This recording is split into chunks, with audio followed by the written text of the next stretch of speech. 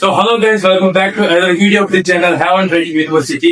ఈ రోజు మన టాపిక్ ఏంటంటే రైస్ వాలెట్. అంటే అసలు రైస్ వాలెట్ అంటే ఏంటి, ఎలా యూజ్ చేయాలని చెప్పి ఈ వీడియోలో స్టెప్ బై స్టెప్ మీద మీకు ఎక్స్ప్లెయిన్ చేయబోతున్నా. వీడియో లాస్ట్ వరకు చూడండి, కొత్తగా వస్తే సబ్స్క్రైబ్ చేసుకోండి. Let's begin our video. So why rise ఎందుకు అంటే, రైస్ అనేది క్రిప్టో కూడా ట్రాన్స్ఫర్ చేసుకోవచ్చు అండ్ ఆల్సో బ్యాంక్ కూడా డైరెక్ట్ ట్రాన్స్ఫర్ చేసుకోవచ్చు అండ్ ఆల్సో స్మూత్ ప్రాసెస్ కూడా ఉంటుంది ఆ రైస్ వాలెట్ లో. కాబట్టి రైస్ ని చాలా ఎక్కువగా వాడుతూ ఉంటా అండ్ ఆల్సో చెప్తున్నా కూడా. సో పేఅవుట్ ప్రాఫామ్ నుంచి పేఅవుట్ తీసుకోవడం చాలా కష్టం చాలా మందికి. సో రైస్ వాలెట్ యూజ్ చేస్తే ఆ కష్టాన్ని కొంచెం ఈజీ చేసినట్టు అవుతుంది అనమాట. సో మీరు రేపు పొద్దున్న ట్యాక్స్ ఫైల్ చేసినప్పుడు కూడా చాలా లీగల్ వేలో ట్యాక్స్ చేసుకోవచ్చు. సో ఫస్ట్ మీరు చేయాల్సిన విషయం ఏంటంటే, ఫస్ట్ ప్లే స్టోర్ లోనో లేదా క్రోమ్ లోనో రైస్ వాలెట్ ని డెవలప్ చేసుకొని ఓపెన్ చేసి లాగిన్ మీ ఈమెయిల్ తో లాగిన్ అవ్వండి. సో దాని తర్వాత మీ ఈమెయిల్ తో మీరు లాగిన్ చేసుకోండి. దాని తర్వాత మీరైతే ఆ వాలెట్ అడ్రస్ మీకు ఎలా ఉంటుంది, ఆ వాలెట్ అడ్రస్ ని మీరు డైరెక్ట్ గా ప్రాఫామ్ లో పేస్ట్ చేస్తే మీ వాలెట్ కి ట్రాన్స్ఫర్ అయిపోతుంది ఆ మనీ యూఎస్డీ అనేది. సో యూఎస్డీ ట్రాన్స్ఫర్ అయిన తర్వాత చెప్తున్నా, అక్కడ వాలెట్ ఓపెన్ చేయగానే 3 డాట్స్ ఉంటాయి. ఆ 3 డాట్స్ ఓపెన్ చేస్తే వాలెట్ వస్తుంది. వాలెట్ ని క్లిక్ చేసిన తర్వాత వాలెట్ చూసిన తర్వాత యూఎస్డీ సెలెక్ట్ చేసుకోవాలి. అక్కడ ట్రాన్స్ఫర్ చేసుకునే ఆ బ్యాంక్ ట్రాన్స్ఫర్ చేసిన ప్రాసెస్ నేను చెప్తున్నా. ఫస్ట్ స్టెప్ ఏంటి అంటే లాగిన్ అవ్వాలి అండ్ తర్వాత వాలెట్ ని సెలెక్ట్ చేసుకోవాలి. వాలెట్ లో యూఎస్డీ సెలెక్ట్ చేసుకోవాలి అనమాట. యూఎస్డీ సెలెక్ట్ చేసుకున్న తర్వాత విత్డ్రా మీద ట్యాప్ చేయాలి. విత్డ్రా మీద ట్యాప్ చేయాలి. విత్డ్రా మీద ట్యాప్ చేసిన తర్వాత బ్యాంక్ ట్రాన్స్ఫర్ ని సెలెక్ట్ చేసుకోవాలి.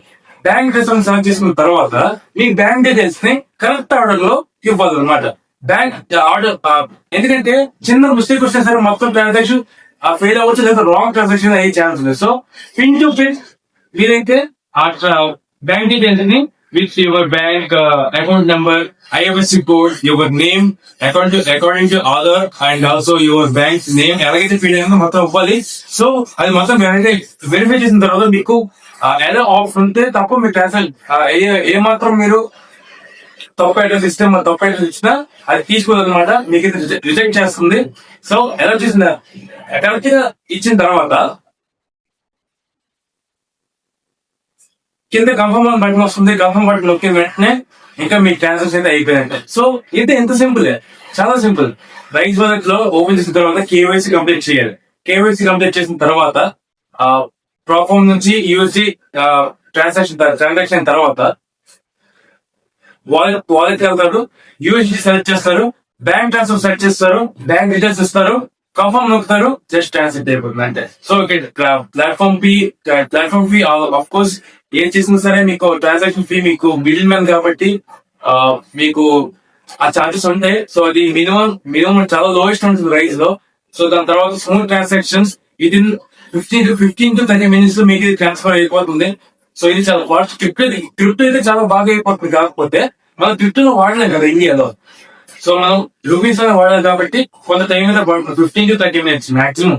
నాకైతే లోయెస్ట్ చాలా హెవీయెస్ట్ చాలా ఎక్కువ టైం పట్టింది నాకైతే 24 to 25 minutes మాత్రమే. చాలా బేగా వచ్చేస్తుంది. ఆల్మోస్ట్ 10 to 15 minutes అయిపోతుంది ట్రాన్సాక్షన్ అనేది. సో ఈ వీడియో మీకు ఇన్ఫర్మేటివ్ గా ఉంది అనుకుంటున్నా. సో ఈ వీడియోకి తింటే మరీ కొంచెం వీడియో కోసం ఇంకా వీడియో కోసం ఛానల్ ని సబ్స్క్రైబ్ చేసుకోండి అండ్ నేను మీకు మళ్ళీ కలుస్తా.